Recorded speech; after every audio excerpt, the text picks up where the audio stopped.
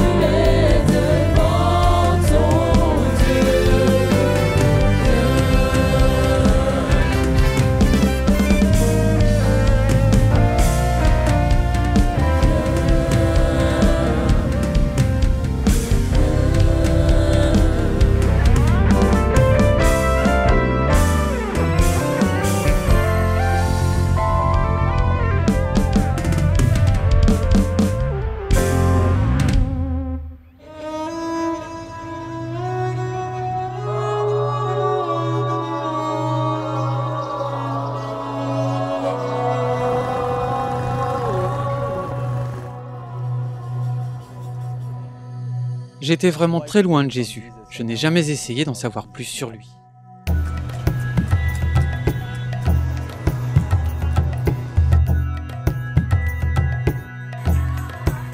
Pour certains, la musique n'est qu'une combinaison de sons à écouter.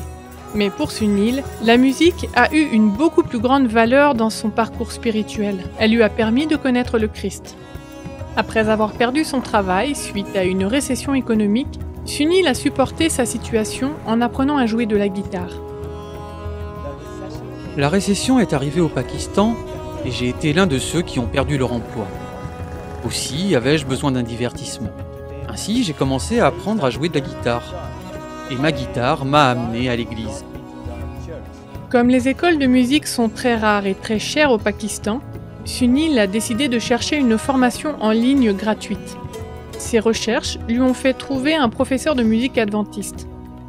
Cette classe de musique en ligne lui a fait découvrir beaucoup de choses différentes au sujet de sa vie et des projets que Dieu formait pour lui. Mon professeur m'a guidé pendant 1 an. Il m'envoyait les leçons de musique, mais aussi il me proposait les livres de Sir Ellen G. White. Je pensais cette foi est différente des autres. Pourquoi ces gens vont-ils au culte le samedi, puisque le monde entier le fait le dimanche? Alors ou bien ils ont raison, ou bien complètement tort. Sunil a suivi sa formation en ligne pendant 1 an, et dans le même temps, il a appris à connaître la Bible. Son professeur de guitare s'est rendu compte que Sunil était doué pour beaucoup de choses. Cet homme avait écrit un livre religieux qu'il désirait faire traduire par Sunil dans sa langue locale. Sunil hésitait car il n'avait aucune formation en théologie et une connaissance biblique en herbe. Je lui ai dit « Monsieur, je ne puis traduire. Comment le pourrais-je? Je ne connais même pas les bases de la Bible. Je n'y connais rien, même pas le nombre de livres qu'elle comporte. » Mais grâce à la persistance de son professeur et l'œuvre du Saint-Esprit, Sunil a trouvé la manière de traduire le livre. La traduction a pris 2 mois. Au bout de 3 mois, le livre était prêt à être imprimé. Après une distribution des livres réussie au sein de la communauté, Sunil a été introduit au sein du ministère des publications adventistes. La maison d'édition Kazi l'a accueilli et l'a équipé afin qu'il devienne colporteur évangéliste. Bien que Sunil ne soit pas encore baptisé, il s'investissait entièrement dans son ministère. Il prenait le temps de lire tous les livres qu'il distribuait, et ce faisant, il grandissait dans sa connaissance de Jésus-Christ. Sunil continuait à être passionné par la musique, et en même temps, il distribuait des livres. Il a été invité à donner des concerts dans les églises, et après les concerts, il offrait gratuitement le livre « L'Esprit de prophétie » à chaque auditeur. Après s'être investi dans ce ministère des publications, Sunil a ressenti le désir d'accomplir un geste qu'il savait lui manquer, se faire baptiser. Alors j'ai dit à mon professeur « Monsieur, je suis prêt, parce que maintenant je sais en quoi je crois, et je veux aussi en faire part aux autres. C'est maintenant le meilleur moment pour être baptisé. » La maison d'édition Kazi existe depuis 1971 et a imprimé des millions de publications en langue ourdou. Bien des personnes ont attesté que grâce aux livres et brochures édités dans cette institution, des gens ont été attirés par Jésus. Veuillez prier pour Sunil et tous les autres colporteurs évangélistes qui, touchés par le Saint-Esprit, obtiennent des résultats merveilleux là où ils se trouvent, pour la gloire de Dieu.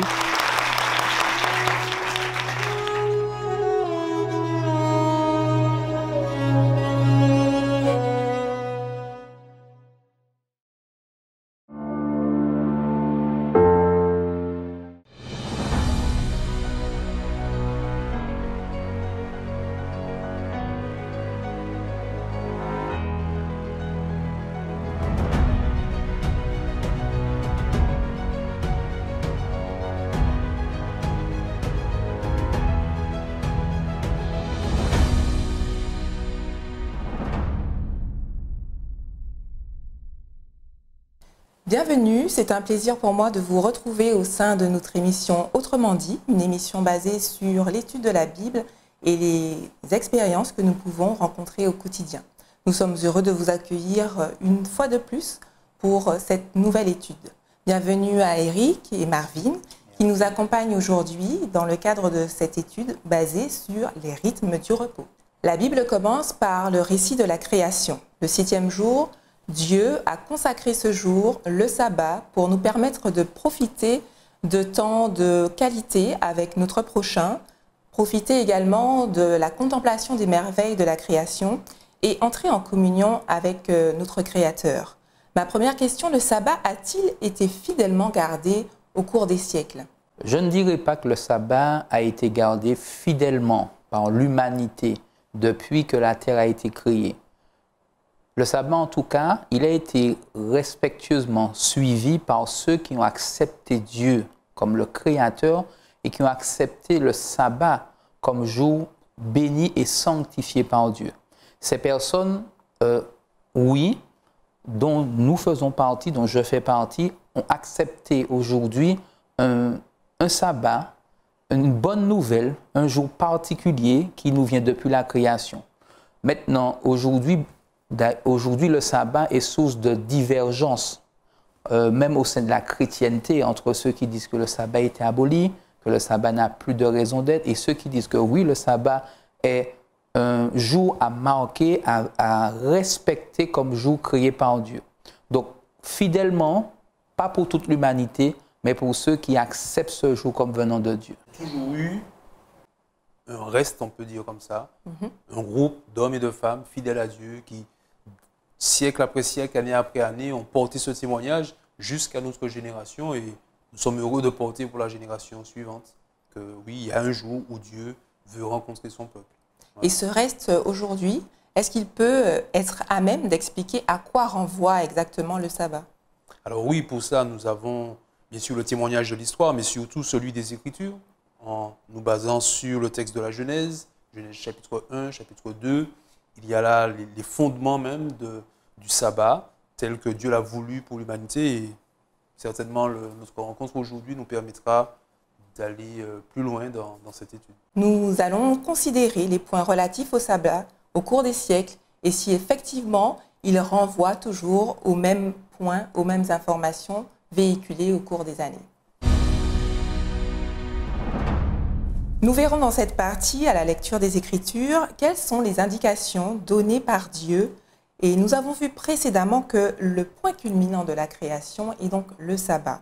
Pourtant, certains chrétiens considèrent l'évolution comme étant la base, le point de repère. Est-ce qu'aujourd'hui, à la lecture des Écritures, l'évolution est compatible avec l'écrit biblique? D'après ce que nous lisons dans le récit de la création de Genèse chapitre 1er, il ne peut y avoir de compatibilité entre la thèse évolutionniste. Bon, beaucoup considéreraient que c'est la référence en matière d'explication de l'origine du monde et ce que nous présente la Bible.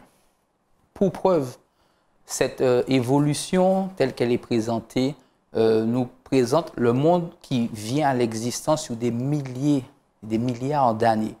Nous présente l'être humain comme le résultat finalement d'un hasard. Alors que déjà la Bible, lorsque nous lisons le récit de la création, nous présente l'être humain comme le chef-d'œuvre finalement de cette création et un environnement qui a été créé pour cette humanité.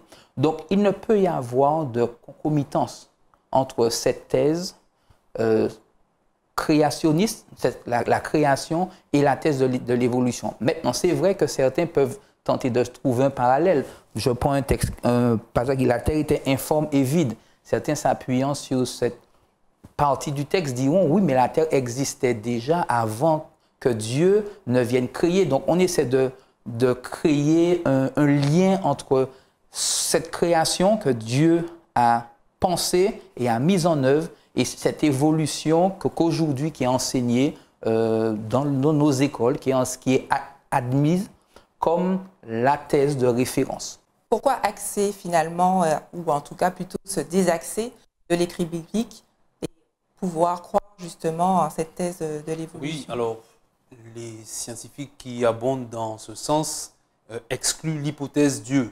Donc une fois qu'on a exclu Dieu de l'hypothèse, bon, tout devient possible ou impossible. Mais je crois que le bon sens nous fait dire qu'il n'existe pas de système organisé, de loi, de beauté, sans qu'il n'y ait derrière un grand, comment dire, un grand dessinateur, un grand concepteur, un créateur tout simplement, un législateur. Donc, c'est une volonté effectivement d'écarter Dieu de la réflexion, de la vie de l'homme et centrer essentiellement notre conception du monde sur l'homme, sur cette vision humaniste qui pourrait a priori avoir des éléments intéressants, mais dès lors qu'on enlève Dieu de l'équation, on sait que le monde va ensuite vers sa ruine. Donc pour notre part, nous croyons dans le texte biblique qui commence d'emblée avec ces mots « Au commencement, Dieu créa », en posant d'emblée donc cette valeur fondamentale. Il y a un Dieu et il est créateur. Le texte de la création présente l'apparition de tout ce qui nous entoure, que ce soit les astres, que ce soit les animaux, les poissons, les oiseaux, l'être humain comme étant créé sur une durée d'une semaine, de 6 jours, alors que l'évolution présente une lente évolution finalement de tout cet environnement et de toutes les espèces vers ce que nous connaissons aujourd'hui. Donc, il ne peut y avoir de parallèle. Malheureusement, face à cette thèse répandue et qui est enseignée dans nos écoles, qui est soutenue par des scientifiques, nous avons parfois, chrétiens, du mal à nous positionner et à mettre en valeur ce récit. Alors, comment nous positionner justement pour faire ressortir ce récit et comment le montrer en tant que récit biblique, fondement, base et totalement à même de guider après nos cheminements? Oui, le texte, il ne faut pas le mettre en concurrence. C'est mon point de vue, il ne faut pas le mettre en concurrence avec les récits scientifiques. Il n'est pas un récit scientifique, il est clairement un enseignement. Tout à fait, d'ailleurs, on n'a pas le détail précis des jours. Il n'y a pas de détail. Si Dieu devait donner un récit scientifique de la création, je pense que nous serions tous perdus. Et son objectif n'est pas là. L'objectif est plutôt de délivrer un enseignement qui servira de base pour la relation de l'humanité, les relations humaines et aussi la relation avec Dieu. Il y a beaucoup d'éléments qu'on peut ressortir. Déjà que l'humain a une valeur fondamentale, indépendamment de tout ce qui pourrait exister. Il est créé à l'image de Dieu et selon sa ressemblance. Sur cette base-là, indépendamment de mes ressources, de mes capacités, de mes diplômes ou de mes richesses, je sais que j'ai une valeur égale avec l'ensemble de l'humanité. Ce qui, on le sait maintenant dans la société dans laquelle on vit, certains disent qu'il y a des gens qui ont réussi et d'autres qui ne sont rien. Mais pour Dieu, tous, nous avons cette même valeur et on trouve ce principe inscrit dans le texte biblique, dans Genèse chapitre 1. Tout ça pour dire que la conception de l'évolution produit également dans la société ce phénomène qui veut que les plus forts cherchent à écraser les plus faibles, puisque finalement c'est une sélection, dit-on, naturelle, où la loi du plus fort permet à la société d'avancer. Dieu présente une autre vision qui, au final, me semble plus pertinente et beaucoup mieux épanouissante pour l'ensemble de l'humanité. Oui. Pour rester, si je le crois, dans ce même ordre d'idée, ça veut dire qu'aujourd'hui, qu'importe ce que je dirai à celui ou celle qui ne croit pas au récit biblique, donc qui ne va pas non plus adhérer à ce qui est contenu, qu'importe ce que je dirai, ce ne sera pas forcément entendu. Maintenant, ma vie peut être un élément important pour montrer ma croyance dans le texte biblique. Éric parlait justement de cette égalité qui existe entre tous les êtres humains. Lorsque dans mon rapport à l'autre, cette égalité est mise en évidence, chaque jour, je démontre que l'autre est mon égal, que l'autre, quelle que soit ma situation ou sa situation, nous sommes sur le même pied d'égalité. D'ailleurs, le sabbat qui vient après, donc le 7e jour qui a été béni, Dieu nous invite à nous rappeler que nous sommes tous des créatures, que nous sommes tous sur un pied d'égalité. Et dans ma vie quotidienne, je suis encouragé et poussé à considérer l'autre avec les mêmes égards que celui qui a les moyens soit financiers, soit académiques ou autres. D'ailleurs, je le disais en préambule, le point culminant de la création, c'est bien le sabbat. Et dans Exode 31, verset 13, on y note que vous ne manquerez pas d'observer mes sabbats, car ce sera entre moi et vous et parmi vos descendants un signe que je suis l'Éternel qui vous sanctifie. J'observe ici que le texte parle de mes sabbats. J'y vois des rythmes, et donc les rythmes du repos qui fait référence au thème de cette semaine. Le Créateur s'attend donc à ce que nous célébrions ces sabbats dans le temps et dans la durée. Pourquoi Dieu souhaite-t-il vraiment inscrire ces sabbats dans nos vies? Dans le texte d'Exode, il y a une vision effectivement encore plus large que le sabbat du 7e jour. Il considère également les différents sabbats qui étaient associés à d'autres fêtes juives. Mais en particulier le sabbat du 7e jour, il est véritablement un temps de rencontre, un rendez-vous hors du commun, différent des autres jours, rencontre entre Dieu et sa créature. Et cette proximité-là, Dieu y tient, il l'a placée dès le commencement. Et celui qui entre, entre dans le repos de Dieu, dans sa bénédiction, dans sa sainteté. Et cette expérience-là, elle vaut plus que de l'or. C'est pour cela qu'on peut mettre le travail de côté, qu'on peut mettre nos activités habituelles de côté, parce qu'on va trouver dans cette relation tout simplement une source de vie. Et on va pouvoir restaurer notre vie en quelque sorte. Le peuple d'Israël a vécu une expérience hors norme. Et je voudrais recueillir votre avis sur leur expérience, sur leur vécu du sabbat. Qu'en est-il pour eux? Comment ont-ils vécu le sabbat durant la période de l'Exode? Pendant la période de l'Exode, le peuple a reçu au fur et à mesure des instructions de Dieu. Et le sabbat faisant partie de cette instruction qui est transmise de génération en génération. C'est ce qu'il disait. Il y a toujours eu ce peuple, ce reste qui respecte le sabbat de l'Éternel. Donc le peuple d'Israël, pendant sa période d'esclavage, il y a ce sabbat qui était présent maintenant, bien entendu, avec l'environnement, avec les restrictions qui étaient liées à cet esclavage, avec ces dieux étrangers, donc ces dieux d'Égypte et autres qui, pour beaucoup, ont pris le pas sur Dieu. Le sabbat est devenu pour le peuple d'Israël, au sortir, ce symbole, ce signe qu'ils appartenaient à Dieu. D'ailleurs, Dieu le dit lui-même. Je veux mettre en parallèle le texte que tu as appris avec le texte de Deutéronome 5, le verset 15, qui dit « Tu te souviendras », parce qu'il est en train de parler du sabbat, « Tu te souviendras que tu as été esclave au pays d'Égypte et que l'Éternel, ton Dieu, t'en a fait sortir à main forte et à bras tendus. C'est pourquoi l'Éternel, ton Dieu, t'a ordonné d'observer le jour du sabbat. » Observer le jour du sabbat, c'est accepter l'autorité de Dieu sur sa vie. Et le peuple d'Israël a été encouragé pendant cette période d'Exode, au moment où Dieu aussi va donner les 10 commandements, de se rappeler le sabbat et de se rappeler qui est le maître du sabbat. Et c'est comme ça qu'ils étaient invités chaque jour à s'attacher à Dieu. D'ailleurs, le texte d'Exode nous dit que le sabbat a vocation à mettre l'accent sur celui qui sanctifie, celui qui rend saint, celui qui enlève toute tache du péché. Parce qu'à ce moment-là, nous sommes dans une période où le péché est déjà rentré dans le monde. Alors que le sabbat avait été donné à un moment donné où le péché n'existait pas, le sabbat est devenu aussi ce symbole de l'autorité de Dieu qui nous sanctifie, qui sanctifiait le peuple d'Israël et qui nous sanctifie. Merci, c'est ici que nous clôturons cette partie pour découvrir les solutions pratiques dans nos vies quotidiennes. Deutéronome 7, verset 11 nous dit « Ainsi, observe les commandements, les lois et les ordonnances que je te prescris aujourd'hui et mets-les en pratique. » Est-ce qu'aujourd'hui, en 2021, nous observons le même sabbat qu'à l'époque et qu'au moment de la création? Oui, nous observons toujours le 7e jour de la semaine comme mémorial de la création. On a dit aussi mémorial de notre libération du péché. On en a parlé tout à l'heure.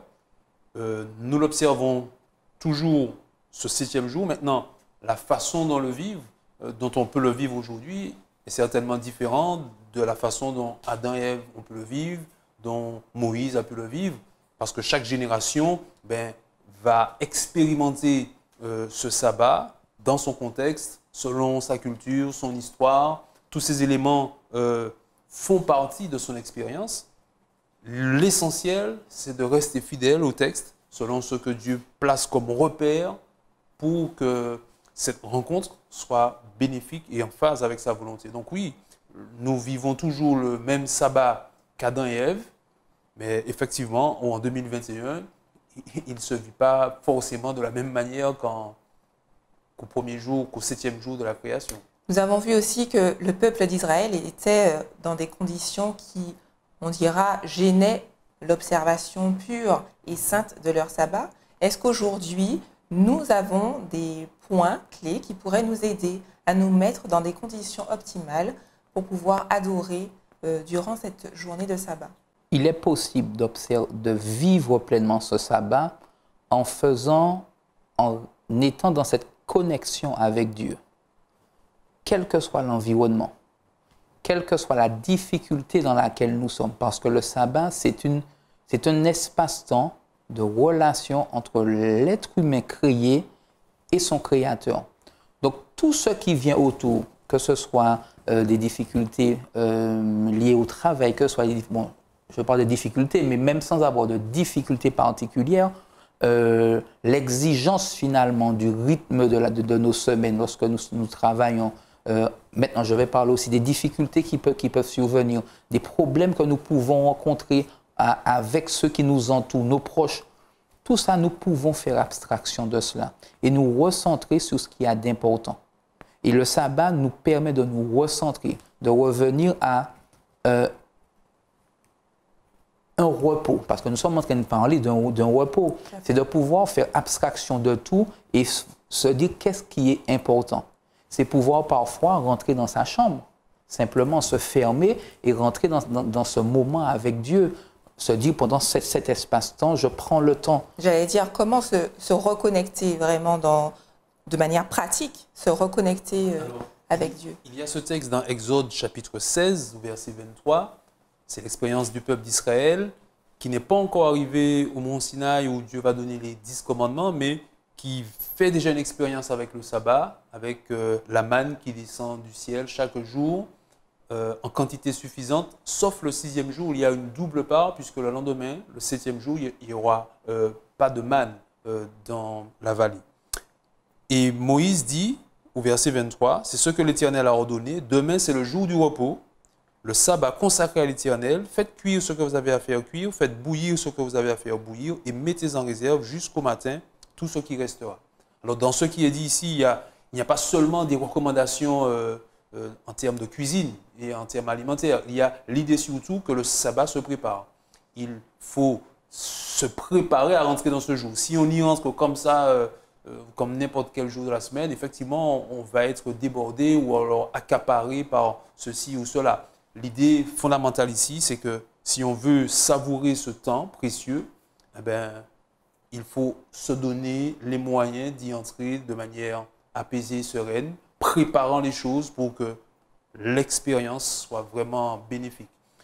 Bien sûr sur les questions de nourriture, mais pas seulement, puisque nous ne sommes pas que intéressés par la nourriture. Il y a certainement au niveau du travail, au niveau de la famille, au niveau de la maison, il y a beaucoup de choses à voir pour qu'au final, le 7e jour puisse être bien vécu, mais en amont. Ça peut être le vendredi, bien sûr, mais on peut préparer bien en amont. Et anticiper. Oui, anticiper davantage. Et alors, le sabbat pourra être vécu autant que possible sans obstacle majeur. Je vous dis que le sabbat peut être aussi une source de bénédiction non seulement pour moi, mais aussi pour ceux que je rencontre. Bon, tout à l'heure, je disais d'entrer dans sa chambre, de pouvoir se couper. Mais l'objectif de Dieu, ce n'est pas simplement que je sois simplement avec lui, mais que je vive ce sabbat avec lui, mais aussi avec tous ceux et toutes celles que je vais rencontrer. D'ailleurs, je me rappelle l'expérience de Jésus dans le sabbat, il a guéri l'homme à la main sèche. Un exemple de bénédiction. Il peut arriver, en dépit de la préparation que nous allons faire, que certaines situations finalement vont se présenter sur notre route. Dieu va nous inciter à nous rendre disponibles. Ça aussi, c'est une manière pratique de vivre le sabbat et d'y répondre autant que nous le pouvons et dans la mesure de notre disponibilité. Mais puisque c'est le sabbat, nous devrions être disponibles. Parce que Dieu, nous offrons à Dieu cet espace, ce temps, et nous disons, fais-en ce que tu veux. Parce que c'est ton temps et je te le remets et je suis disponible pour ce que tu me demanderas. Alors, je voudrais presque objecter. On pourrait effectivement avoir ce temps de qualité, mais est-ce que finalement, à ceux qui diraient qu'on peut choisir n'importe quel jour dans la semaine, que pourrait-on leur répondre? Moi, j'aime beaucoup m'appuyer sur la vie de Jésus quand il était sur terre. Jésus n'a pas cherché à changer le jour d'observance du sabbat. Jésus s'est attelé à interpeller ses auditeurs sur ce qu'était véritablement la manière de vivre ce sabbat. Jésus a changé beaucoup de choses pendant son ministère et a éclairé sur des dysfonctionnements dans la relation avec Dieu, mais il n'a jamais changé le jour. Jésus est entré dans ce commandement qui était de respecter ce sabbat. D'ailleurs, lui-même, il allait à la synagogue comme à l'accoutumée. Et il est dommage qu'on sorte de cet exemple, parce que nous disons que Jésus est notre exemple suprême. Mais puisqu'il est notre exemple suprême, pourquoi comme lui ne pas accepter que le sabbat, c'est le samedi, et simplement de se demander comment faire pour véritablement vivre ce sabbat comme lui le voudrait. Alors je voudrais, pour apporter un élément de réponse aussi à la question, considérer le livre des Juges au chapitre 21 au verset 25. C'est le dernier verset du livre des Juges. Et le texte dit qu'en ce temps-là, il n'y avait point de roi en Israël et chacun faisait ce qui lui semblait bon. Et puis le livre suivant, c'est le livre de Ruth qui s'ouvre avec, dès le premier verset, une situation de famine. Voici un pays où chacun fait ce qui lui semble bon, où il n'y a pas de roi. Eh bien, il y a une famine dans le pays, et notamment dans le pays de Bethléem. Bethléem qui signifie maison du pain. Et il y a cet homme et sa femme qui doivent fuir dans le pays de Moab. Alors il y a là une image assez significative. Si chacun fait comme bon lui semble, en niant la royauté du Christ, eh bien forcément on va se retrouver dans des impasses, dans des situations de famine, d'exil, loin de ce que Dieu veut. Et toute l'histoire de l'humanité, c'est précisément cette expérience-là où chacun fait comme bon lui semble, mettant Dieu et ses valeurs de côté. Et le résultat, nous l'avons dans un monde qui est complètement désorienté et déboussolé. Donc, si Dieu a pris le soin, le temps de donner un rendez-vous, nous faisons bien de respecter ce jour et de le rencontrer le jour qu'il a mis à part pour cela. Merci. Le sabbat est donc un joyeux souvenir de la puissance infinie de Dieu. Merci à Eric et Marvin pour vos réponses et votre contribution. Craignons donc, tandis que la promesse d'entrer dans son repos subsiste. Nous vous donnons rendez-vous à une nouvelle émission, autrement dit. D'ici là, vous pouvez liker la page tout en bas et partager avec vos amis cette émission. Peut-être qu'elle leur fera du bien. À bientôt.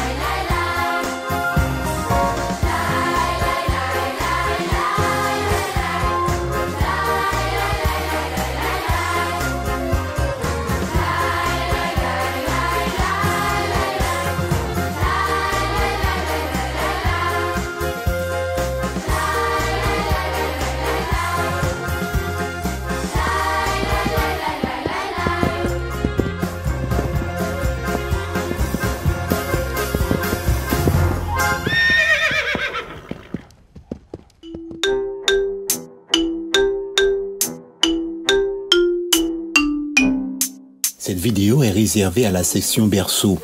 Son caractère répétitif a une visée pédagogique pour leur éveil spirituel. Merci de les accompagner. Bonjour amis de la Bible, c'est Tonton Jim et aujourd'hui j'ai une histoire très spéciale pour vous. Elle s'intitule « La petite servante du capitaine Naaman ». Et notre verset à mémoriser est tiré de Galates chapitre 5, le verset 13. « Mettez-vous au service les uns les autres avec amour. » Regarde la petite servante, elle est loin de chez elle. Dieu a une joyeuse petite servante dans la maison du capitaine Naaman. Elle aime Dieu de tout son cœur et cela se voit dans tout ce qu'elle fait. Elle fait bien tout son travail sans jamais faire la tête. Le capitaine et sa femme voient comment elle travaille bien et comment elle est joyeuse. Ils la voient prier Dieu. C'est vraiment un enfant agréable. Mais regarde, Madame Naaman est triste. Ne pleure pas, madame. Dieu t'aidera. Mais elle ne peut s'empêcher de pleurer. Mon mari est très malade, il a la lèpre, il a de grosses plaies sur la peau. Il devra s'en aller loin de nous. Ne sois pas triste, capitaine Naaman, dit la petite fille. Souris, madame. Tout n'est pas fini. Je vais vous aider. Va en Israël, va voir le prophète Élisée, dit la petite servante. Le prophète peut guérir le capitaine. Le vois-tu? Capitaine Naaman est un soldat. Il est très courageux. Regarde son char. Il s'apprête à partir. Allons-y, écrit le capitaine Naaman. Au revoir. Puisse ton prophète me guérir, petite servante. Et il part à la recherche du prophète Élisée, jusqu'à ce qu'il le trouve. « J'ai confiance. Dieu peut te guérir, capitaine Naaman, dit le serviteur d'Élisée. Dieu peut rendre ta peau saine. Va te laver dans le Jourdain, plonge dans l'eau 7 fois et tu seras guéri. » Capitaine Naaman se rend donc dans les eaux boueuses du Jourdain, une grande rivière. Regarde le capitaine Naaman dans l'eau. L'eau est boueuse. On peut à peine voir le fond de la rivière. Regarde les plaies sur sa peau. Alors le capitaine Naaman plonge dans l'eau 1 fois, 2 fois, 3 fois, 4 fois, 5 fois, 6 fois. Les plaies sont toujours là. 1 fois de plus, le capitaine Naaman plonge sous l'eau. Ouah! Le capitaine est guéri. Regarde sa peau lisse. Les plaies ont toutes disparu. Ouah! Dieu a guéri le capitaine Naaman. Maintenant, il sait que Dieu l'aime. Il prie. Merci mon Dieu de m'avoir guéri. Merci pour ma joyeuse petite servante. Oui, chers enfants, Dieu a guéri le capitaine Naaman parce qu'il y avait une petite servante qui l'aimait et qui lui parlait de Dieu. Toi aussi, tu peux parler de Dieu lorsque tu te mets au service des autres avec amour. Alors, chante avec moi notre verset à mémoriser. Mettez-vous au service les uns les autres avec amour. Mettez-vous au service les uns les autres avec amour. Les uns les autres avec amour. Prions. Tendre Père Céleste, bien que je sois petit, je peux servir avec amour. Aide-moi à toujours servir les autres avec joie et leur montrer que je les aime. Au nom de Jésus. Amen. Rappelle-toi, bien que tu sois petit, tu peux partager avec les autres l'amour de Dieu en te montrant toujours gentil.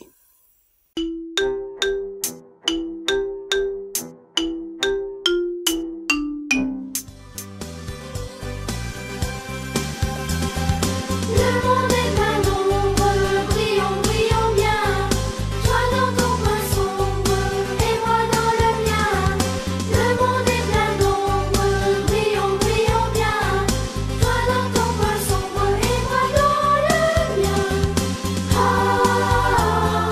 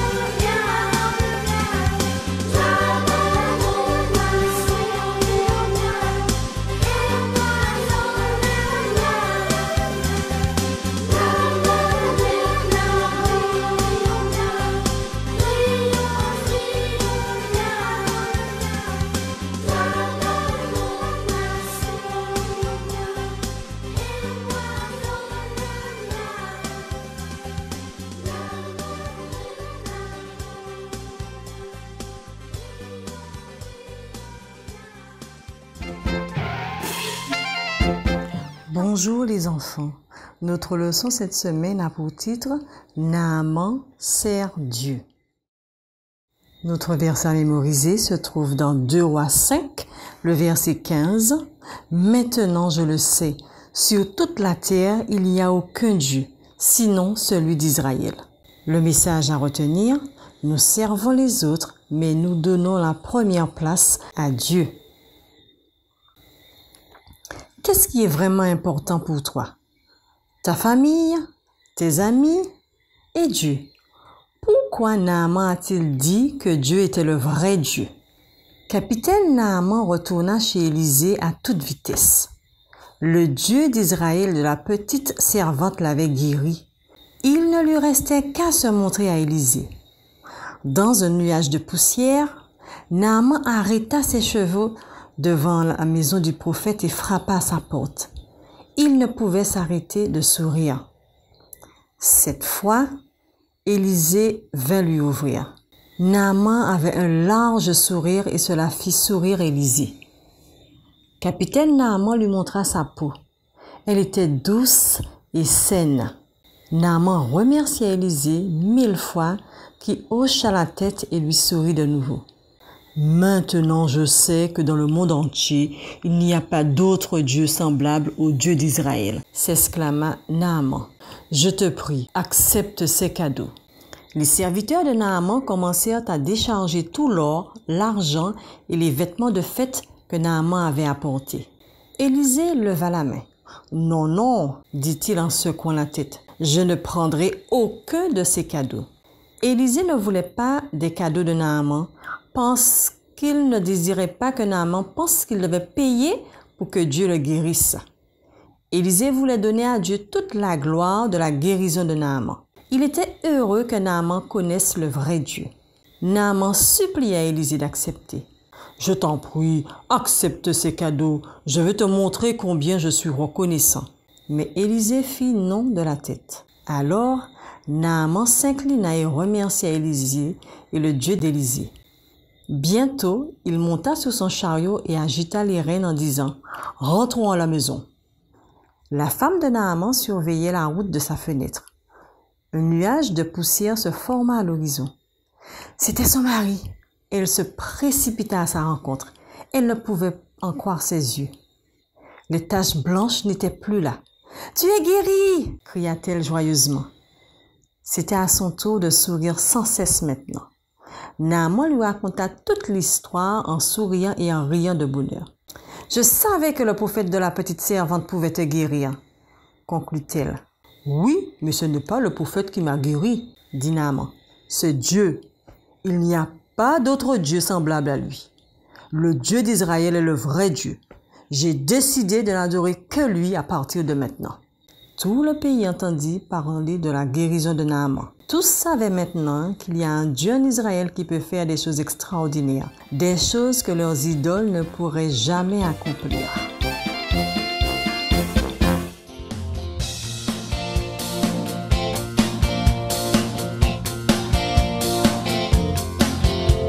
Un nouveau jour a commencé, nous marchons vers la destinée.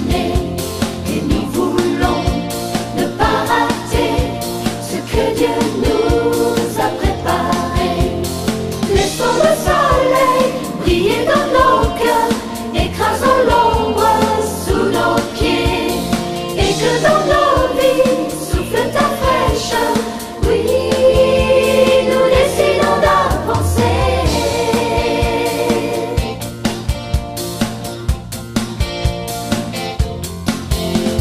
Aller plus loin sans s'arrêter,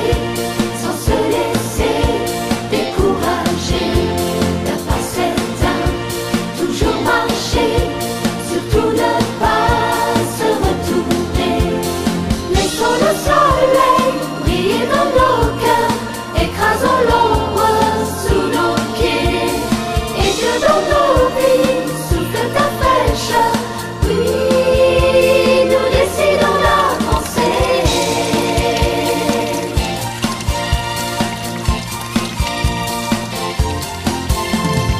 Aller plus loin, ne pas se retourner, sans se détourner.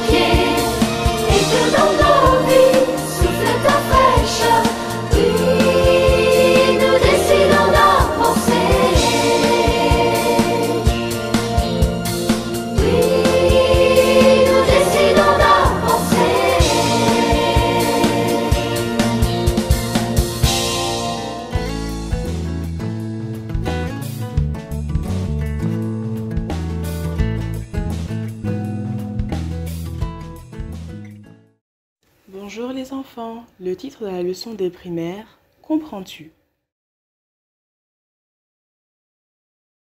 Verset à mémoriser. Car je n'ai pas honte de l'Évangile, c'est une puissance de Dieu pour le salut. Romains 1, verset 16. Le message, nous servons Dieu car nous aidons les autres à comprendre la Bible. Un ange du Seigneur parla à Philippe. Lui, papa. Crois-tu qu'un ange pourrait me parler un jour? L'interrompit François, les yeux brillants. Papa sourit. Ce serait vraiment fantastique, n'est-ce pas? Eh oui, il est possible qu'un jour, Dieu puisse envoyer un ange pour te parler. Il reprit sa Bible et continua sa lecture. Un ange dit à Philippe, « Prépare-toi et pars vers le sud. Va sur la route qui va de Jérusalem à Gaza, la route du désert. » Philippe se prépara et partit. Papa leva les yeux. « As-tu remarqué ?» demanda-t-il. L'ange dit à Philippe de partir sans lui dire pourquoi ni ce qui arrivera quand il sera là-bas. Et Philippe ne pose pas de questions. Il se contente d'aller. Papa reprit sa lecture. Sur la route, il vit un homme d'Éthiopie, un officier important au service de la reine d'Éthiopie. Il était chargé de veiller sur l'argent de la reine. Murmura papa. Cet Éthiopien ne devrait pas voyager tout seul. C'était un officier très important du gouvernement. Il devait avoir des soldats pour le protéger et des serviteurs aussi. Papa recommença à lire. Il était allé à Jérusalem pour adorer et maintenant il rentrait chez lui. Il était assis dans son chariot et lisait le livre du prophète Ésaïe. L'Esprit de Dieu dit à Philippe, « Va vers ce chariot et reste à côté. » Philippe courut vers le char. « Il recommence » s'exclama François. Dieu parle de nouveau à Philippe. « Tout à fait » dit papa, et Philippe obéit immédiatement une fois de plus. Je pense que c'est pour cela que Dieu pouvait si bien utiliser Philippe. C'était un homme qui écoutait et il était aussi toujours prêt à faire la volonté de Dieu. Écoute la suite de l'histoire, poursuivit papa. Il entendit que l'homme lisait le prophète Ésaïe. Philippe demanda, « Comprends-tu ce que tu lis ?» L'Éthiopien répondit, « Comment pourrais-je comprendre? J'ai besoin de quelqu'un pour me l'expliquer. » Il invita alors Philippe à monter dans son char et à s'asseoir près de lui. François dit alors, « Je pense maintenant que Philippe savait pourquoi l'ange l'avait envoyé au désert. Je crois que tu as raison, dit papa. » L'Éthiopien lisait les versets qui disent « Semblable à un agneau qu'on mène à la boucherie, il n'a point ouvert la bouche. » L'Éthiopien regarda Philippe et dit « Dis-moi de qui parle le prophète. » Et Philippe saisit l'occasion. Il raconta à l'Éthiopien la bonne nouvelle de Jésus. « Sais-tu ce qui est arrivé ensuite » demanda papa. « Quoi ?» Alors qu'ils poursuivaient leur course, étudiant ensemble, ils virent de l'eau. L'Éthiopien dit à Philippe, « Regarde, de l'eau. Si nous nous arrêtions et que je sois baptisé. » Et Philippe le baptisa, puis devine ce qui est arrivé. Quoi? La Bible dit que l'Esprit du Seigneur enleva Philippe. L'Éthiopien ne le revit jamais. « Oh là là !» s'exclama François. Papa sourit. Cette histoire nous montre vraiment comment Dieu fera tout ce qu'il faut pour atteindre celui qui veut le connaître. Et il utilise les gens qui le connaissent déjà pour aider les autres à comprendre. François regarda son papa avec espoir. « Penses-tu qu'un jour il m'utilisera ?» Papa mit ses bras autour de ses épaules et le pressa contre lui. « Je suis certain qu'il le fera. Au revoir les enfants !»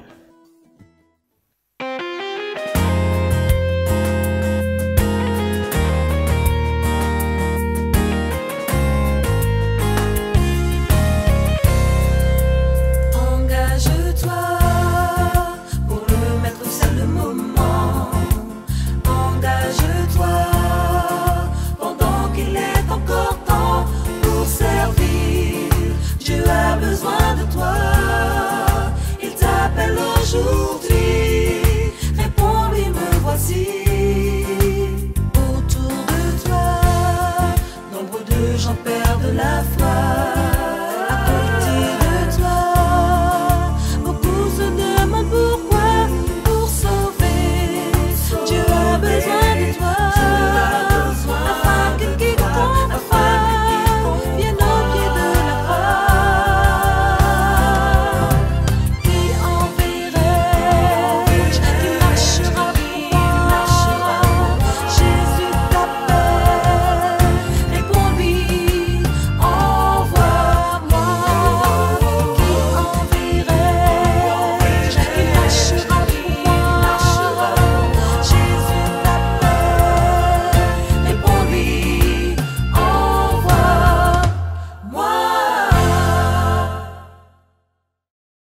Bonjour les enfants. L'histoire d'aujourd'hui a pour titre « La pierre souvenir ». À travers cette histoire, nous allons nous plonger dans la vie de Josué pour comprendre qu'adorer Dieu, c'est lui obéir. As-tu déjà remarqué le regard lointain de tes grands-parents quand ils commencent à raconter des histoires d'autrefois? Ah oui, c'est trop chouette d'écouter nos papis et nos mamies nous raconter des histoires en tant longtemps. Eh bien, Josué a dû avoir le même regard quand il a rappelé aux Israélites tout ce que Dieu avait fait pour eux. Il avait presque 110 ans et beaucoup de choses à raconter. Avec Caleb, il avait été l'un des 12 espions envoyés pour explorer Canaan, le pays que Dieu avait promis à son peuple. Les Israélites avaient tout d'abord voulu savoir si ce pays était aussi riche et productif que ce qu'ils avaient entendu dire, et si réellement il écoulait du lait et du miel. Avant de commencer à rêver, ils voulaient savoir si la conquête était vraiment possible. Des 12 hommes envoyés en mission, seuls Caleb et Josué crurent que Dieu leur donnerait toutes ces merveilles qu'ils avaient vues. Maisons, fermes, vignes, troupeaux de chèvres. Mais il me semble que les Israélites durent attendre 40 ans avant d'obtenir tout cela. Pourquoi ce temps si long alors que les espions ont vu de leurs propres yeux? Parce que seulement quelques-uns crurent que Dieu était capable de le leur offrir. Ils n'ont pas eu assez de foi. Oh, comme c'est dommage! Je suis de ton avis. Finalement, avec l'aide de Dieu, les enfants d'Israël avaient conquis Canaan et vivaient à présent sur cette terre fertile. La Bible dit que Dieu leur avait accordé la paix. Josué désirait que ses enfants et petits-enfants puissent continuer à vivre dans la paix et la prospérité. Ainsi, avant de mourir, il rassemble tout le peuple près du tabernacle pour leur donner ses derniers sages conseils. C'est bien de recevoir des conseils pour nous guider. Josué rappelle aux Israélites tout ce que Dieu a fait pour eux, qu'il a conclu une alliance avec eux et leur a accordé la victoire sur leurs ennemis. Josué les avertit de ne pas se laisser attirer par les pratiques païennes des nations environnantes et les encourage à servir Dieu fidèlement, tout comme lui et sa maison ont choisi de le faire. Il place un choix devant le peuple et leur parle de la décision que lui et sa famille ont prise. Le discours d'adieu de Josué peut se résumer en 2 phrases. C'est l'Éternel votre Dieu qui a combattu pour vous. Attachez-vous à l'Éternel, votre Dieu, comme vous l'avez fait jusqu'à ce jour. Il admet que l'alliance peut être rompue, non par Dieu, mais par le peuple, et donne au peuple 4 directives. La première, attribuer à Dieu le mérite pour ce qu'ils ont et ce qu'ils sont. La deuxième, obéir au Seigneur, car ils ont en effet conquis Canaan, non pas par leur force, mais par la puissance de Dieu. Troisième directive, ne pas vivre dans le monde. Quatrième directive, ne pas adorer d'autres dieux. C'est-à-dire, ne pas développer les liens avec les idolâtres des pays voisins. Le meilleur moyen est de s'en tenir éloigné. On s'habitue vite au mal quand on joue avec lui. De plus, il est impossible d'être ami à la fois avec les disciples de Dieu et ceux de Satan. Ces derniers deviennent des pièges pour les croyants. Je suis persuadée que ce sont de bons conseils. Y a-t-il une relation avec nous aujourd'hui? Absolument. Il doit être de même pour nous. Certains chrétiens voudraient venir à Jésus en souhaitant que tout soit parfait. Devoir vivre leur vie de chrétien un jour à la fois, dans une croissance constante, leur déplaît. Ils veulent des réponses rapides, une vie sans problème et un succès instantané. Cela ne se passe jamais comme ça. Tout comme Josué a appelé Israël à adorer Dieu en le servant et en lui obéissant, nous sommes également appelés à faire de même. Dieu ne force personne. Le choix nous appartient. Toutefois, lorsque nous acceptons Dieu dans notre vie, le désir de lui obéir et le servir est suscité en nous. Alors Josué prend une pierre qu'il roule sous un arbre près du tabernacle et dit, « Cette pierre servira de témoin contre nous, car elle a entendu toutes les paroles que l'Éternel nous a dites. Elle servira de témoin contre vous, afin que vous ne soyez pas infidèles à votre Dieu. » D'où le titre de notre histoire, la pierre souvenir. Si vous prenez conscience comme les Israélites, eh bien la présence de Dieu transformera vos vies. Y a-t-il des choses qui nous empêchent de donner la première place à Dieu? En fin de compte, ce n'est même pas la peine de poser la question. La réponse est oui. Je vous invite à prier pour cela. Voulez-vous prier avec moi? Prions. Seigneur, nous voulons te choisir aujourd'hui. Nous avons jeté les choses qui nous amènent à t'oublier. Aide-nous à nous souvenir que tu es le seul vrai Dieu et à t'adorer par notre obéissance. Au nom de Jésus. Amen. Seigneur, nous voulons te choisir aujourd'hui. Nous avons jeté les choses qui nous amènent à t'oublier. Aide-nous à nous souvenir que tu es le seul vrai Dieu et à t'adorer par notre obéissance. Au nom de Jésus, Amen.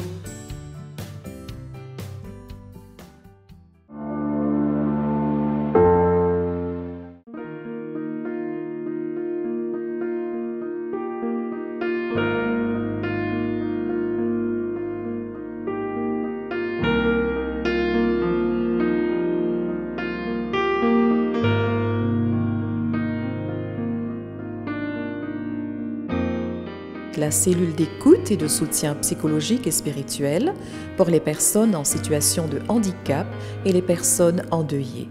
Notre équipe est disponible 7 jours sur 7 de 8h à 20h. Cet appel est gratuit. Du 1er juillet au 31 août 2021, vivons au cœur des événements des derniers jours. La marque de la bête, le criblage, le grand cri, la loi du dimanche, les 7 dernières plaies et les justes avec le livre « Événements des derniers jours ». Des réponses simples pour un temps comme celui-ci.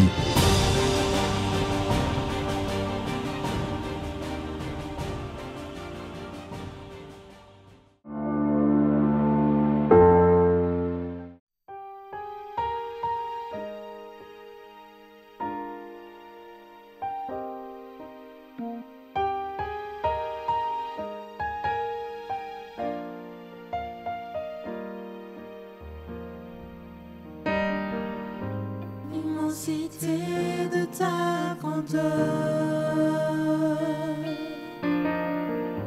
me montre que je ne suis rien.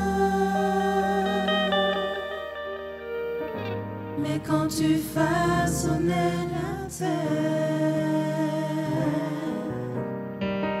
j'étais déjà près de ton cœur. Tu m'aimais avant que je sois. Et pour moi tu as tout donné. Toi seul pouvais me libérer. C'est pourquoi je veux t'adorer. Toi seul est digne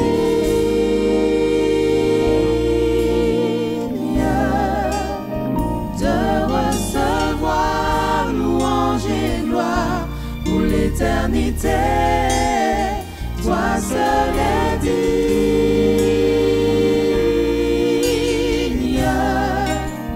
de recevoir louange et gloire pour l'éternité. Dans ta présence je me tiens, car tu as ce dont j'ai besoin. La joie, la vie et le bonheur sont dans tes parvis, mon sauveur. Toi seul est digne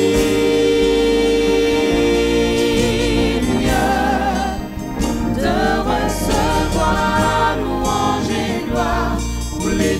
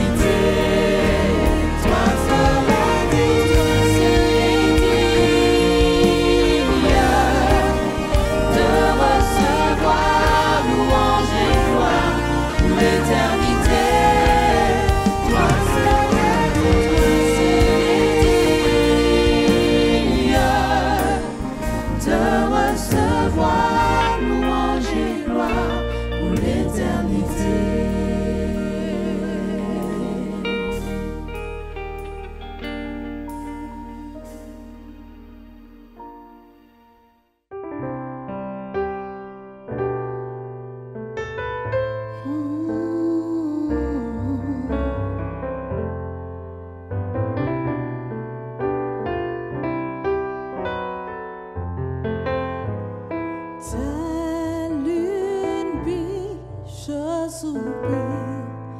Après les eaux, mon âme languit après toi. C'est toi seul le désir de mon cœur, je le chanterai toujours. Oui, toi seul est ma forteresse, seul entretient ma plus de détresse. C'est toi seul le désir de mon cœur, je le chanterai toujours.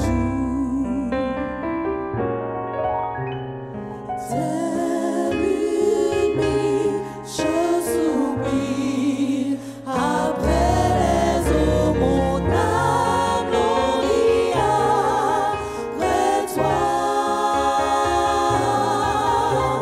C'est toi seul le désir de mon cœur, je le chanterai toujours. Telle une biche, je soupire. Telle une biche, je soupire après les eaux, mon âme languit après toi. C'est toi seul le désir de mon cœur, je le chanterai toujours. Oui, toi seul, oui, toi seul est ma forteresse, seul entretient mes plus de détresse. C'est toi seul le désir de mon cœur, je le chanterai toujours. Telle une biche, je soupire. Telle une biche, je soupire après les eaux, mon âme languit après toi. C'est toi seul le désir de mon cœur, je le chanterai toujours. Oui, toi seul est ma forteresse. Oui, toi seul est ma forteresse, seul entretient ma plus de détresse. C'est toi seul le désir de mon cœur, je le chanterai toujours. Oui, toi seul est ma forteresse, Seigneur Dieu. Oui, toi seul est ma forteresse, seul entretient mes plus de détresse. C'est toi seul le désir de mon cœur, je le chanterai toujours.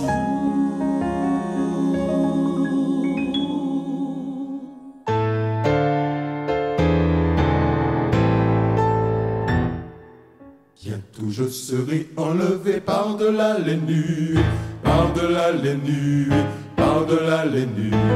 Bientôt je serai enlevé par-delà les nuées. Je veux vivre avec Dieu. Bientôt je serai enlevé par-delà les nuées, par-delà les nuées, par-delà les nuées. Bientôt bientôt je serai enlevé par-delà les nues. Je veux vivre avec Dieu.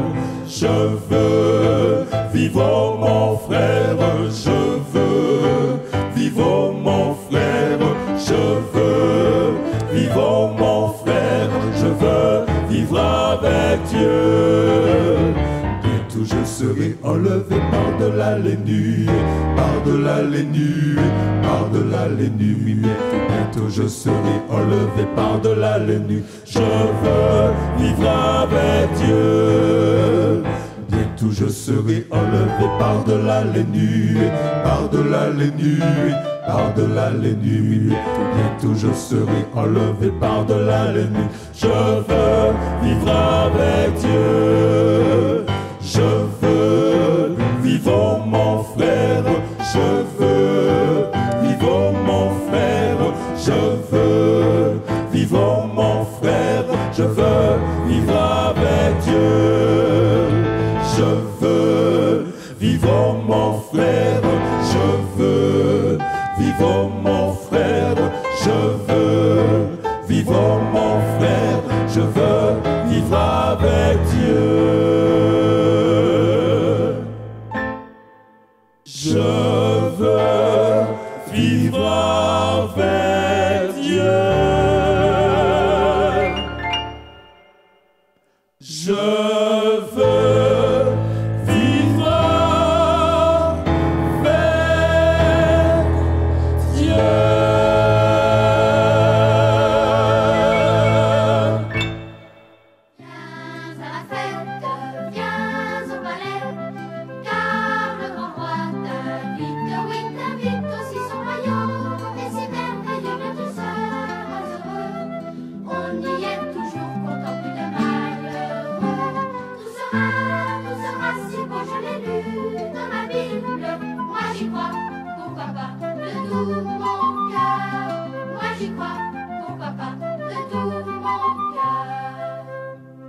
Chers enfants et chers ados, c'est avec joie que je vous retrouve.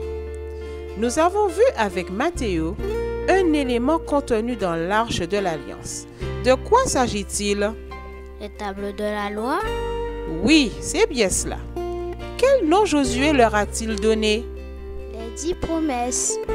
Effectivement, le Père s'engage à aider ses enfants à vivre dans le respect total envers lui et envers les autres, parce qu'il veut que nous soyons parfaits comme lui.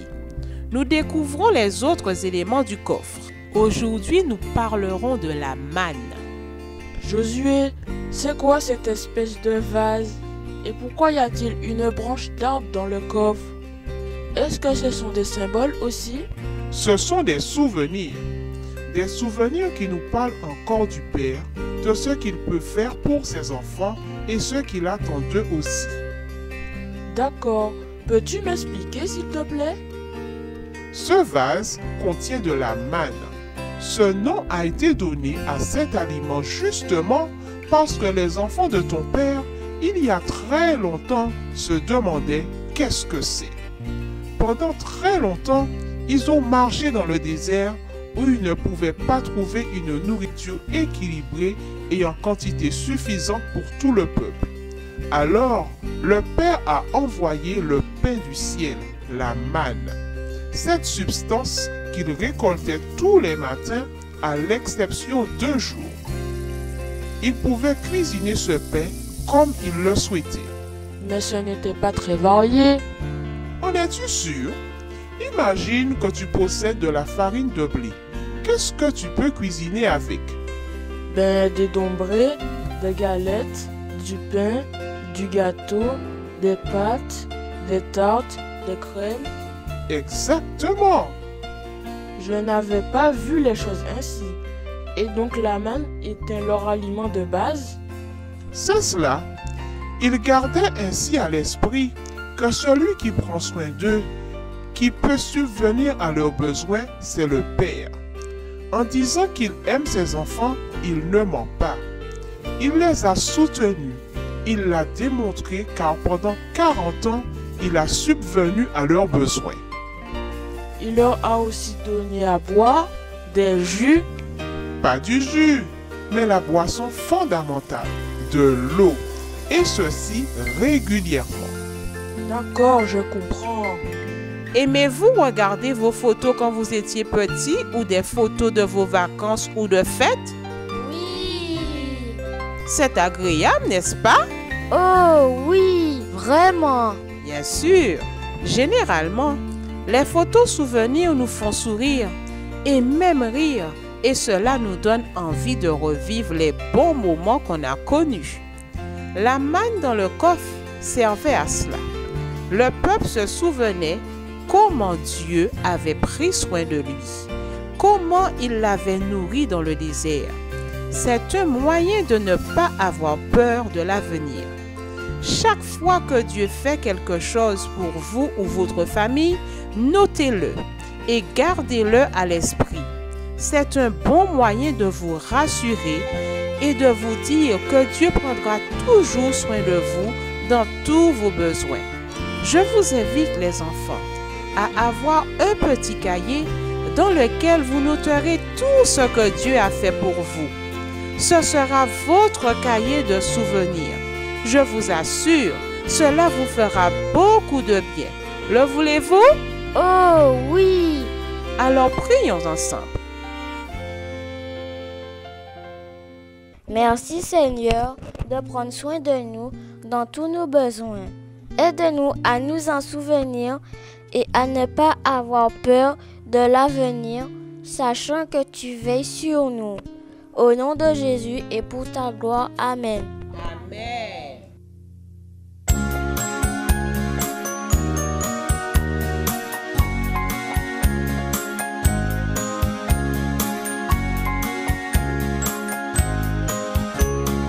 Qu'est-ce que le Seigneur a fait aujourd'hui pour moi? C'est la question que je me pose tous les soirs. Et quand je vois de quelle façon il m'a béni, de tout mon cœur je lui dis merci. De tout mon cœur je lui dis merci. Qu'est-ce que le Seigneur a fait pour moi aujourd'hui? Chaque fois j'y pense avant d'aller au lit. Et quand je vois de quelle façon il m'a béni, de tout mon cœur je lui dis merci. De tout mon cœur je lui dis merci. La vie et la santé, c'est lui qui me les donne. Quand je fais une faute, il me la pardonne. Avec ses saints anges, il veille sur moi. C'est lui qui me console quand ça ne va pas. Il entend mes prières, il répond à mes cris.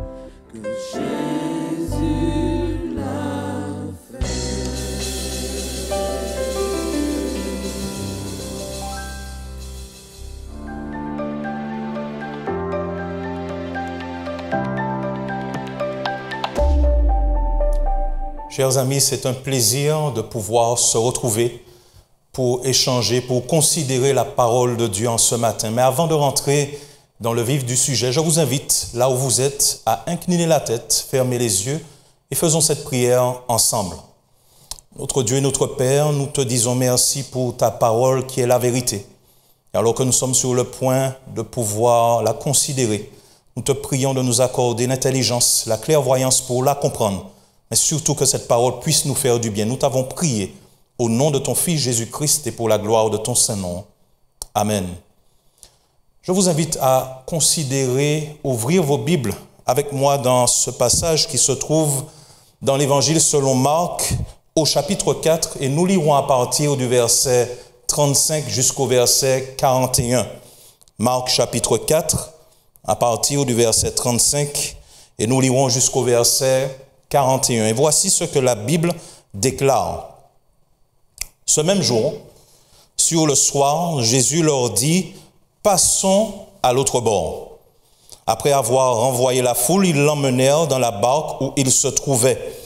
Il y avait aussi d'autres barques avec lui. Il s'éleva un grand tourbillon et les flots se jetaient dans la barque au point qu'elle se remplissait déjà. Et lui, il dormait à la poupe sur le coussin. Ils le réveillèrent et lui dirent « Maître, ne t'inquiètes-tu pas de ce que nous périssons ?» S'étant réveillé, il menaça le vent et dit à la mer « Silence, tais-toi !» Et le vent cessa et il y eut un grand calme. Puis il leur dit « Pourquoi avez-vous ainsi peur? Comment? N'avez-vous point de foi ?» Ils furent saisis d'une grande frayeur et ils se dirent les uns aux autres « Quel est donc celui-ci à qui obéissent même le vent et la mer ?» L'Évangile selon Marc présente les événements de la vie de Jésus de façon chronologique.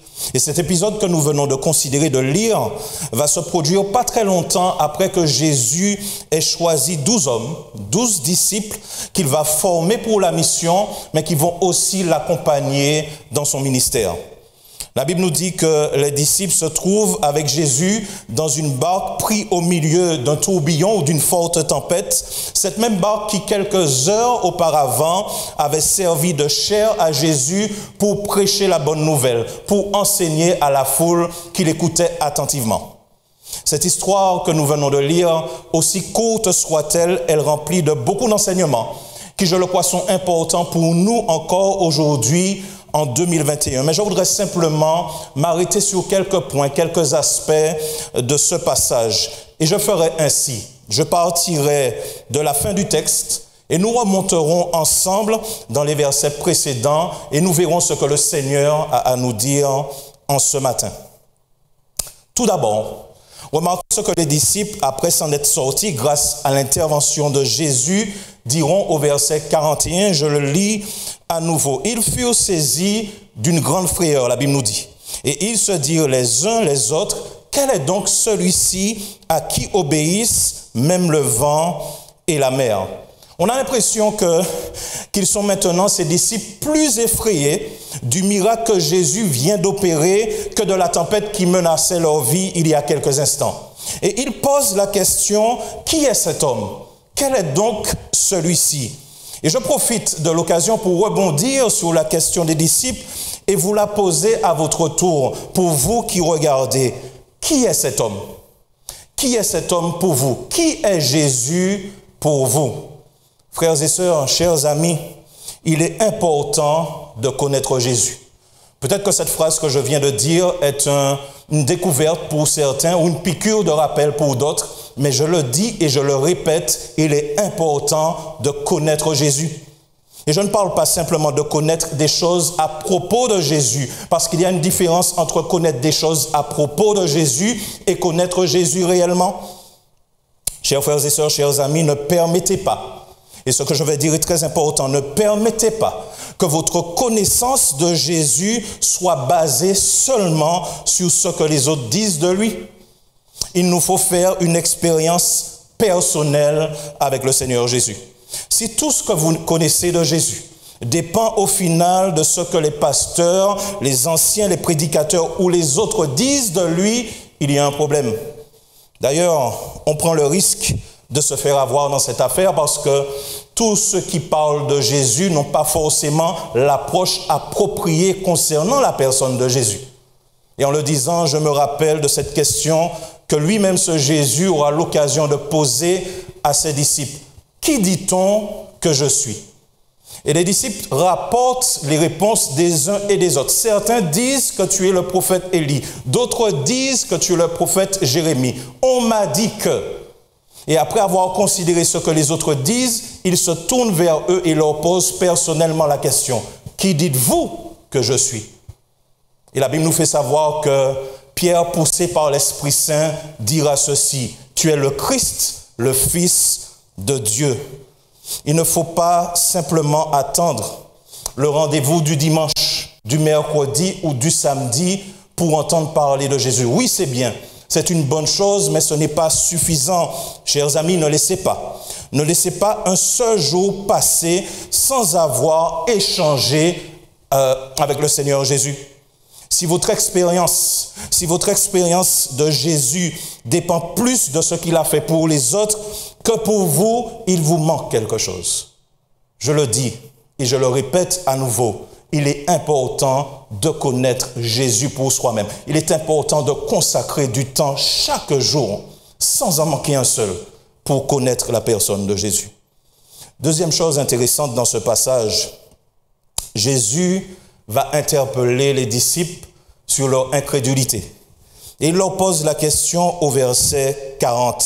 Après que Jésus ait calmé la tempête et calmé la mer qui était déchaînée, il se tourne vers eux et leur pose cette question. Pourquoi avez-vous ainsi peur? Comment? N'avez-vous point de foi? Alors, on pourrait se poser la question, mais Jésus leur dit ça et c'est peut-être facile pour lui. Jésus est resté calme, tellement calme qu'il a pu dormir, la Bible nous dit, à la poupe sur le coussin, pendant que cette tempête était déchaînée. Peut-être qu'il a dit aussi sereinement parce que c'est Jésus. Et comme d'ailleurs certains le pensent, beaucoup pensent justement que Jésus avait un avantage comparativement au reste du commun des mortels, que Jésus était au-dessus des autres humains. Comment Jésus, effectivement, et on peut se poser la question, a fait pour rester aussi serein, comme je l'ai dit, pour dormir au beau milieu d'une tempête déchaînée? Pour nous qui vivons sur le territoire martiniquais, nous connaissons l'expérience des intempéries, des catastrophes naturelles. Lorsqu'il y a tempête, cyclone, orage et toutes ces choses qui se déchaînent, on sait que c'est compliqué de trouver du sommeil parce qu'il y a beaucoup de bruit, beaucoup d'agitation, beaucoup de mouvements. Mais Jésus, la Bible nous dit, arrive à dormir. Comment fait-il pour rester aussi calme? Est-ce que c'est parce que c'était Jésus? Est-ce qu'il a réussi d'ailleurs à calmer cette tempête parce qu'il était Jésus? Parce qu'il est le créateur du ciel et de la terre? Parce qu'il est le grand je suis? Pas du tout. S'il a réussi à rester aussi calme, s'il a réussi même à dormir, s'il a réussi d'une seule parole à calmer le vent et la tempête, c'est simplement parce qu'il avait la foi. Et c'est pour ça qu'il pose la question à ses disciples, en leur disant que nous sommes sur le même bateau. J'ai pu rester calme parce que j'ai placé ma foi dans le Père Céleste.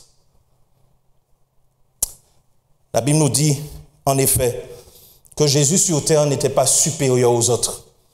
La Bible nous fait savoir dans le livre des Philippiens qu'il s'est dépouillé lui-même, qu'il a pris la forme de serviteur en devenant semblable aux hommes. Dans le livre Jésus-Christ, à la page 327, l'auteur Ellen White dira ceci. De même que Jésus se reposa par la foi sur les soins de son Père, de même nous devons nous reposer sur le soin de notre Sauveur. Si les disciples s'étaient confiés en lui, nous dit-elle, ils auraient conservé la paix. Leurs efforts, l'incrédulité, fut la cause de leur crainte au moment du danger. Leurs efforts pour se sauver leur firent oublier Jésus. C'est seulement alors que, désespérant d'eux-mêmes, ils se tournèrent vers lui qu'il put leur venir en aide. Chers amis, si Jésus leur pose la question, c'est parce qu'il savait que les disciples aussi étaient capables d'avoir la même foi qu'il avait placée dans le Père. La foi, La foi qui leur permet et qui nous permet, peu importe la violence de la tempête, de la vie, des événements qui nous bousculent, qui nous malmènent, j'ai envie de dire, permettez-moi l'expression, la violence de ces tempêtes qui nous font tellement de tort, tellement de mal, qui nous font souffrir. Eh bien, lorsque nous avons foi en Jésus, il nous permet de rester calmes. Il nous permet d'avoir cette paix et nous pouvons garder la foi en lui, garder confiance en lui parce que Jésus est toujours dans le bateau. La foi, oui, qui nous permet de compter sur ce Jésus et qui, lorsque la peur vient, nous permet, parce que nous avions confiance en lui, de nous débarrasser de cette peur. Dans le psaume 46, versets 2 à 4, la Bible dit ceci: Dieu est pour nous un refuge et un appui. Un secours, chers amis, qui ne manque jamais, et je dis bien jamais, dans la détresse. C'est pourquoi nous sommes comment? Eh bien, sans crainte, la Bible nous dit. Nous sommes sans crainte quand la terre est bouleversée et que les montagnes chancellent au cœur des mers, quand les flots de la mer mugissent, écument, se soulèvent jusqu'à faire trembler les montagnes. Dans Apocalypse 14, le verset 12, la parole de Dieu déclare, c'est ici, la persévérance des saints qui gardent les commandements de Dieu et la foi de Jésus. Chers amis, dans cette période troublée que nous vivons, nous avons besoin d'avoir cette même foi.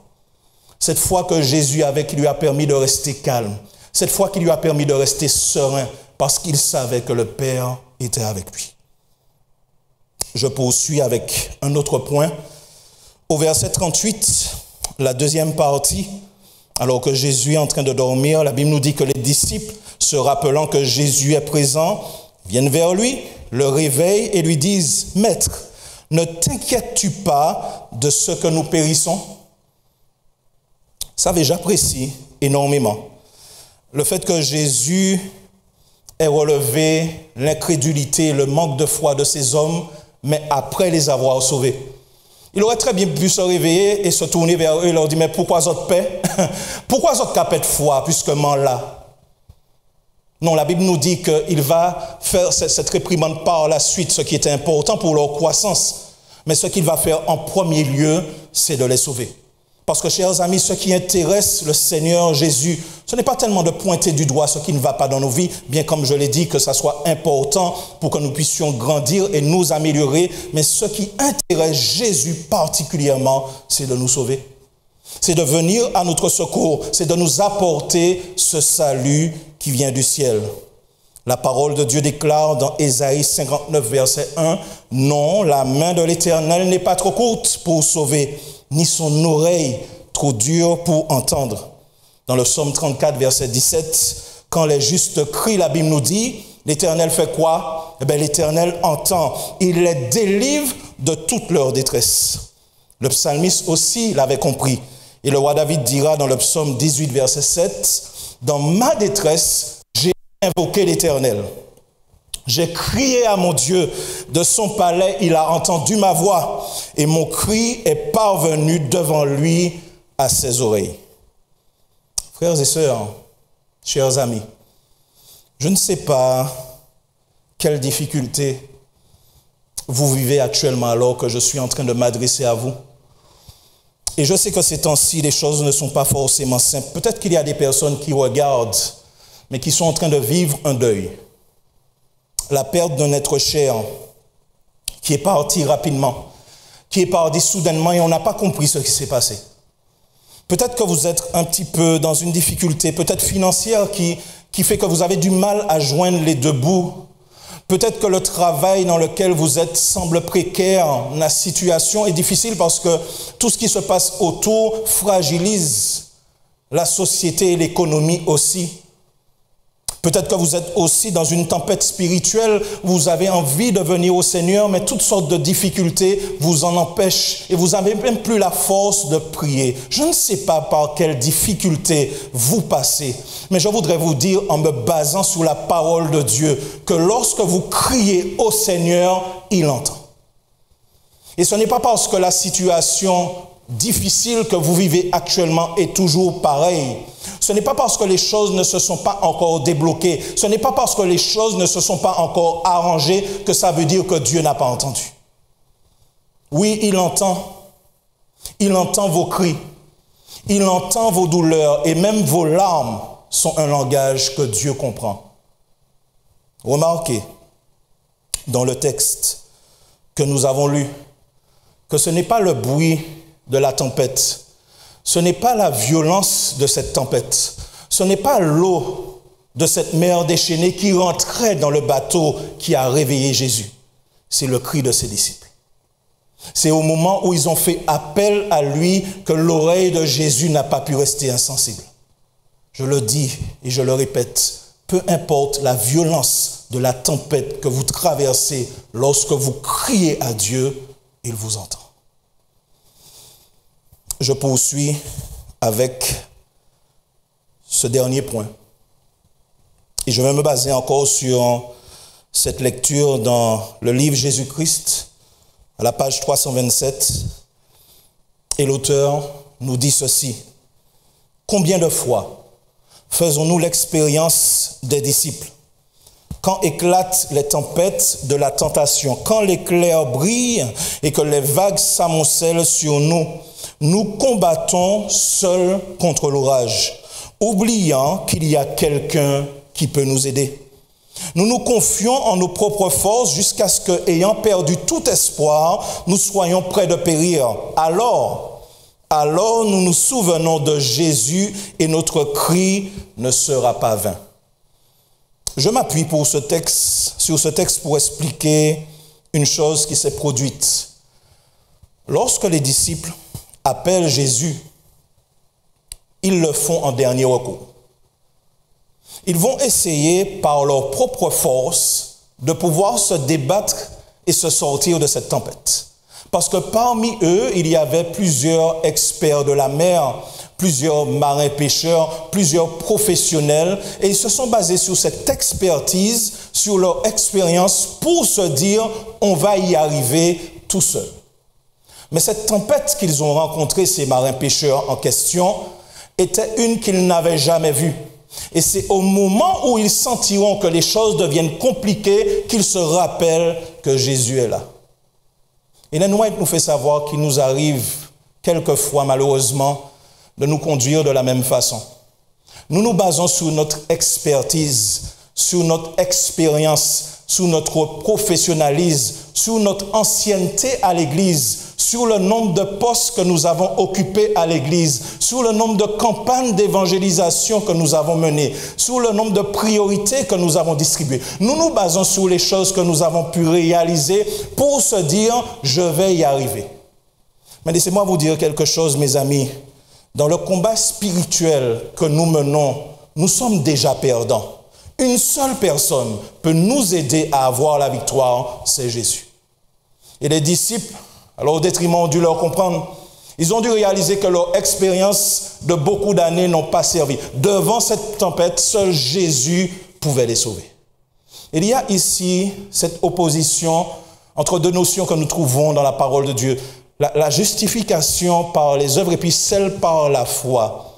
Mes amis, ne pensons pas et ne commettons pas l'erreur de croire que pour accéder au ciel, ce sera par nos mérites, ce sera par nos efforts ou par notre expérience. Seule la foi basée sur les mérites de Jésus nous permettront de rentrer dans le ciel.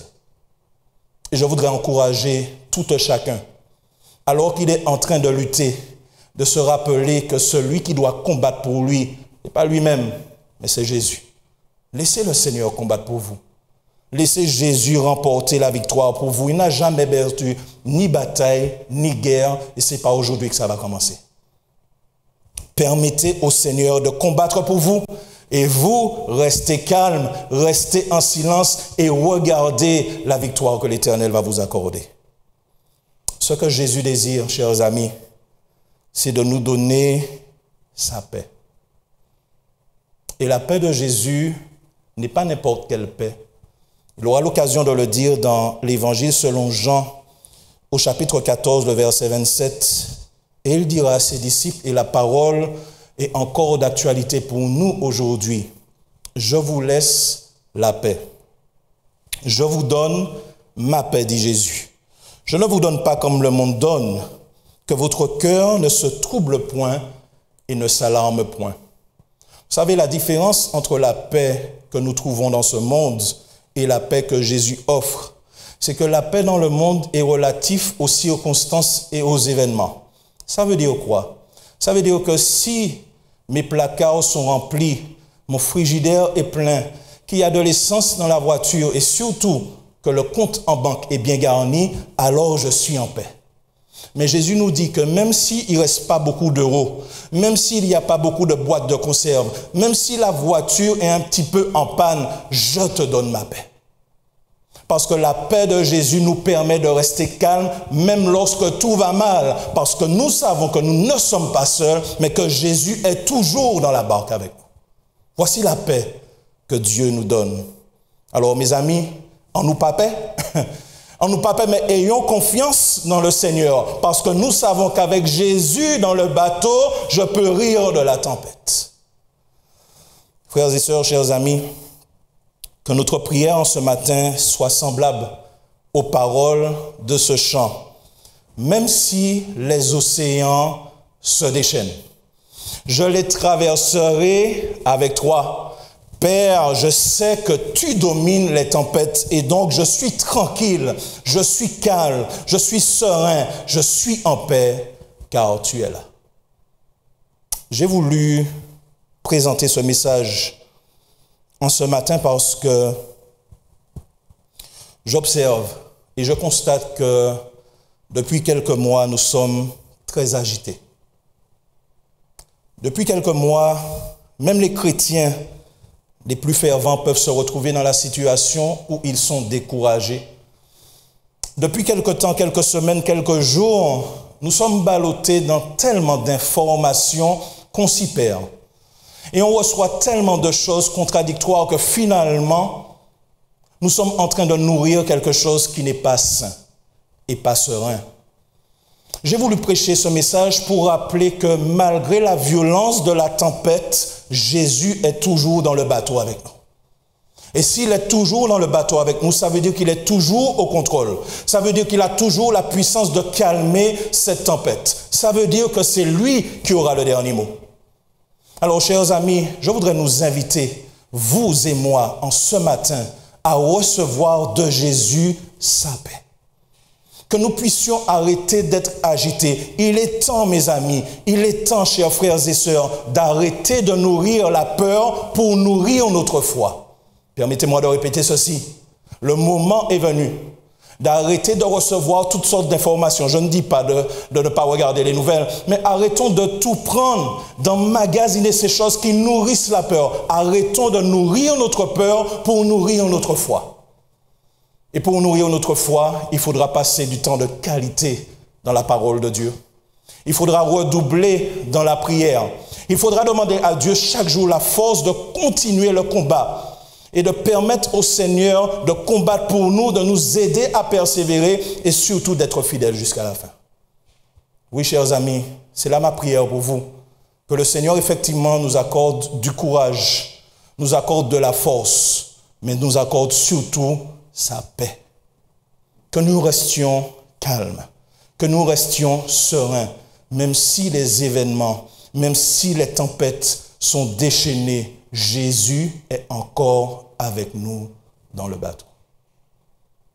Je vous invite à prier avec moi et demandons au Seigneur de placer dans notre cœur cette paix qui nous permettra de rester sereins, de rester calmes et de nous rappeler que Jésus revient nous chercher pour nous emmener dans un endroit où tout sera que gloire, félicité et amour pour l'éternité. Prions ensemble.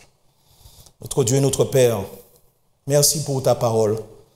Merci pour tes promesses.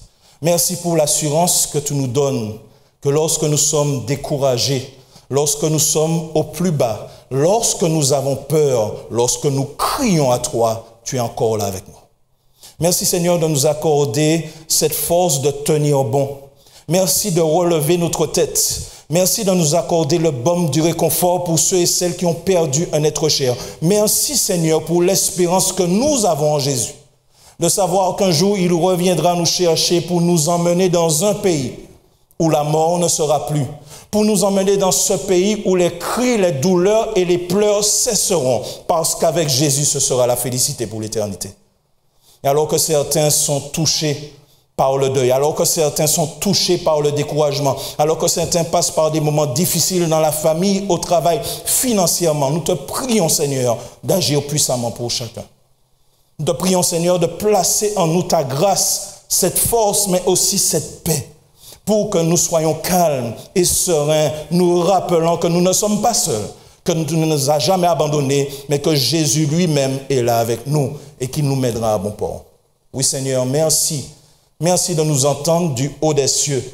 Merci de nous entendre de ton palais. Merci de descendre vers nous. Merci de nous rassurer. Et merci de placer en nous la paix de Jésus. Que ta bénédiction repose sur chacun et que ton nom soit glorifié. Nous t'avons prié au nom de Jésus et pour la gloire de ton Saint-Nom. Amen. Chers amis, que l'Éternel vous bénisse, qu'il vous garde, qu'il vous accorde sa paix et à très bientôt.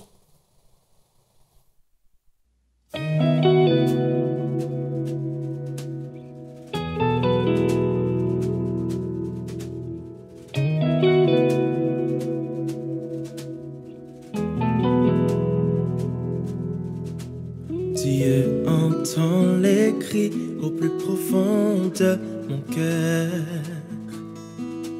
Le soir quand je prie, il comprend ma douleur. Je sais qu'il me délivrera, me prendra dans ses bras quand il m'emmènera à la maison. Dieu entend les cris au plus profond de mon cœur. Le soir quand je prie, il comprend ma douleur. Je sais qu'il me délivrera, me prendra dans ses bras quand il m'emmènera à la maison.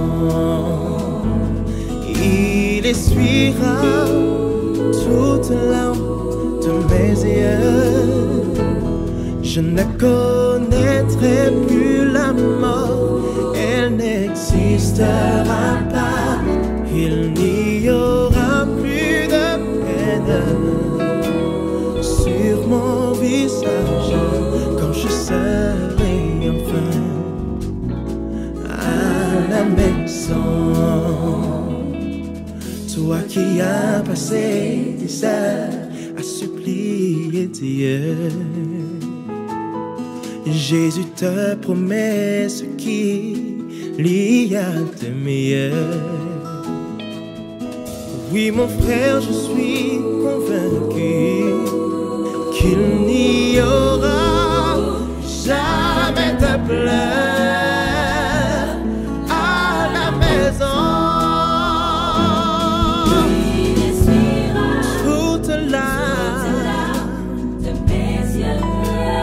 Je connaîtrai, elle n'existera pas. Il n'y aura plus de peine sur mon visage quand je serai enfin à la maison. Il expira toute larme de mes yeux. Je ne connaîtrai plus, elle n'existera pas. Oh, oh, oh, il n'y aura plus de peine sur mon visage quand je serai à la maison.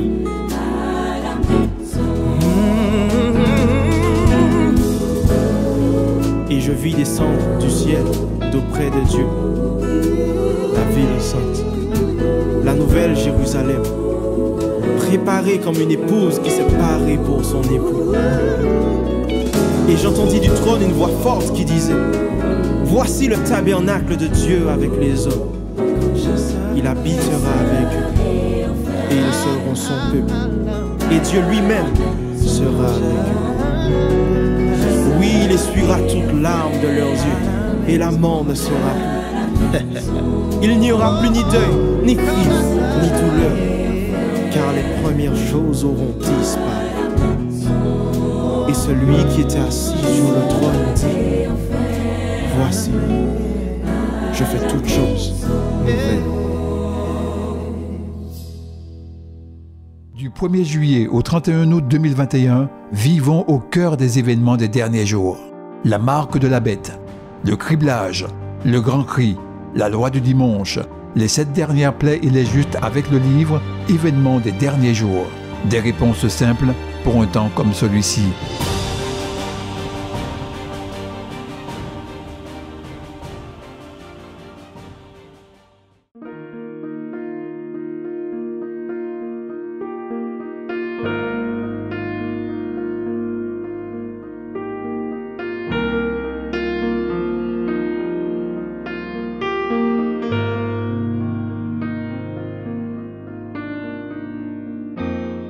La cellule d'écoute et de soutien psychologique et spirituel pour les personnes en situation de handicap et les personnes endeuillées.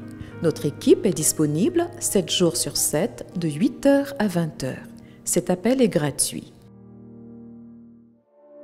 Nous vous invitons à vous abonner si ce n'est pas encore fait, à activer la cloche pour être au courant de nos prochaines vidéos, à nous suivre sur nos réseaux Facebook et Instagram adventiste.mq.